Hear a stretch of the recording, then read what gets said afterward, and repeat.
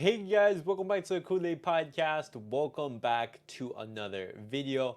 On today's video, we're going to be talking about Pedri, guys, because he has unfortunately picked up another injury. In today's clash against Germany, he did pick up an injury thanks to a nasty challenge from Toni Kroos. We're going to be talking about Lamine Yamal as well, guys, because Lamine Yamal, he has picked up his third assist in the Euros, absolutely killing it for Spain. And then as well, we're going to be talking about Gundogan because unfortunately, Gundogan, he did get eliminated from the Euros in that match against Spain. And then, we are going to be talking as well towards the end of the video about Frankie de Jong, as he has some words about his time at Barcelona and especially about that 8-2 defeat to Bayern Munich. He regards it as one of the worst days and one of the worst nights in his Barcelona career. But guys, before I get started on the video, make sure to follow me on all my social media platforms. Everything's posted down below in the description. Go over there and check me out. That way you guys can stay up to date with everything that I do on the channel. But guys, let's get straight into the video and let's talk about Pedri because Pedri, he has unfortunately picked up an injury. He has suffered an internal lateral sprain to his left knee, and his Euros is over. He picked that up in today's match against Germany, and honestly, it was a nasty clash. His knee hyperextended. He is going to be, fine, but the recovery time, currently we don't know. There's reports that are saying he could be out for a week and he could be out for a month. We're gonna have to see. Better he's gonna have his, the tests and the medical tests done just to see, the extent of that injury. But as you guys can see right now, when Toni Kroos, he left that leg. As you can see in the photo, Toni Kroos leave his left leg dangling, and then Pedri, going full force sprinting. It just gets absolutely sent flying, and his knee basically extends, and that's where he sprains his knee. And he was wearing, as you can see, a brace at the end of the game. And obviously, this is Spain's excitement because they did advance to the semifinals, in which they will be facing France in another exciting clash between Portugal and France. What a game that was. But Pedri, he will unfortunately be missing the rest of the Euros. And even Luis Del Fuente, he came out in the media and he said that Toni Kroos challenge on Pedri deserved a red card. And honestly, thank goodness that Kroos is no longer playing professional football. He is retiring, and because Cruz should have been sent off a long time ago. Nasty challenge on Pedri. There's another challenge on Lamine Yamal, and then on Rodri. It's just unbelievable how Cruz managed to stay on in that game. But talking in regards to Pedri, which is the most important thing, he unfortunately will be missing for some time. Hopefully, it's not too long, but we'll make sure to keep you guys updated.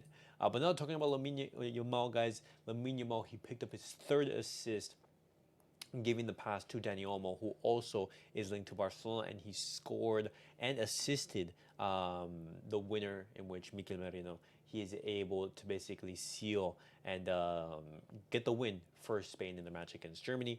And talking about Lamine Yamal, guys, he did give the assist to Dani Olmo, as I said, and he's having a spectacular Euros, boys. He's exploding onto the scene. I know he isn't scoring a lot of goals. I believe right now he's the second worst player in regards to finishing. He takes a whole bunch of shots but isn't able to convert them. But he's 16 years of age. I'm not too worried about that. Instead, he is a chance creator. He's a chance provider.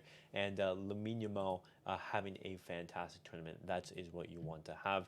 But just like how two players are enjoying the high of victory, we have to talk about İlkay Gundogan, guys, because İlkay Gundogan, he has been eliminated from the Euros at the hands of Spain, and this is his farewell message in regards to the tournament. He says this: "It's so incredibly bitter. We gave it our all, and we were so close, and you supported us so well. Today was the best atmosphere I've ever experienced at a DFB international match. It was a really unique atmosphere. Wow. It was a huge honor for me to be able to lead this team onto the field as captain at the home European Championships. I was really optimistic that we could go very far in the tournament. Even if the elimination comes too soon for us, I think we were able to show today that we can take on absolutely any opponent. Yes, even be the better team. It's so annoying. This will take some time to get over. Thank you to everyone who made this tournament so special for us.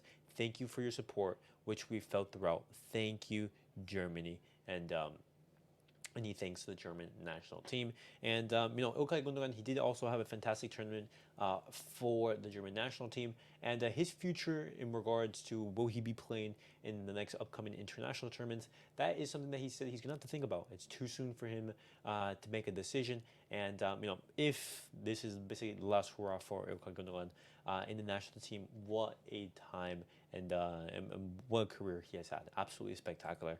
But now, guys, I'm going to be talking about Frankie de Jong, because Frankie de Jong, he talked about two Barca one, about a wide range of Barcelona topics. He talked about reaching 234 games with Barca. He talked about the 8-2 defeat, which I do want to talk about, but let's get straight into it. And this is what he says in regards to reaching that 234 game milestone with Barcelona. It's all happened so quickly because you don't stop to think about how many games you played, but of course it's a source of pride. There's still a long way to go, but I'd like to be the Dutchman with the most games in Barca's history. And that's surprising, guys, because, this summer, I would arguably say it's a summer in which Frankie de Jong is the closest to leaving Barcelona. Right now, Barcelona are not only looking at selling Frankie de Jong through like a financial perspective, gaining a lot of money, but also through a sporting perspective, because Frankie de Jong, his level, in the biggest of games, it just hasn't been there. And Frankie de Jong, as I said, he is a player who can generate revenue, and he is a player who, Barcelona wouldn't necessarily, be the end of the world if he does manage to leave. But continuing on and talking about him, he says overtaking Cuckoo would be great. I think I still have some way to go to get there, but of course I would like to be the first. It's almost been 5 years. It's my 5th season of the club. I don't want to say that this stage has been crazy, but a lot has happened in these 4.5 years so far. I remember that it didn't start off in the best way.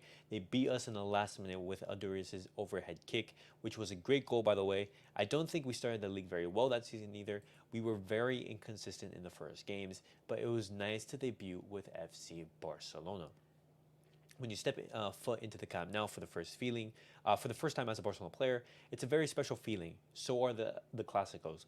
My first Clásico ended 0-0. It wasn't very exciting, but I remember it because of the atmosphere and the tension. Also, it was a time with many demonstrations and protests in the streets. I remember many events that caused the tension in the Clásico to increase. Unfortunately, we couldn't win. And now this is where he talks about that 8-2 defeat being the hardest memory at Barcelona. He says, I think it was the worst night of my career at Barcelona, maybe even in the history of Barca. I haven't been to every game, and I haven't experienced it in the same way, but as a player, I experienced it differently. It was also the worst game of my career so far. The first few nights, it was hard to sleep. And, that 8-2 defeat, it was absolutely, embarrassing, shambolic, everything you have to say. Barcelona just, our biggest European defeat at the hands of Bayern Munich. And me personally, as a Barcelona fan, I don't think that that's the worst night for Barcelona. I do believe it's the biggest defeat, but honestly, what hurts even more is that loss against Liverpool in Anfield, where Barcelona, they have a 3-0 lead. You have Messi carrying the team, and then you absolutely bottle that lead. And Liverpool win 4-0 at Anfield after a 3-0 victory for Barcelona at the Camp Nou. And I would say that's arguably my worst night, and arguably the worst night in Barcelona's history. But guys, what do you guys make of everything that I discussed on today's video? Pedri, unfortunately, out of the Euros. We don't know for how long, roughly a week to a month. We're going to have to see. I'll definitely make sure to keep you guys updated. Lamine Yamal picks up another assist in these Euros. Ilkay Gundogan, unfortunately, knocked out of the Euros. And Frank de Jong opens up about his time at Barcelona. But guys, thank you guys all for watching. Thank you guys for tuning in. And I'll catch you guys all in the next video. Peace out.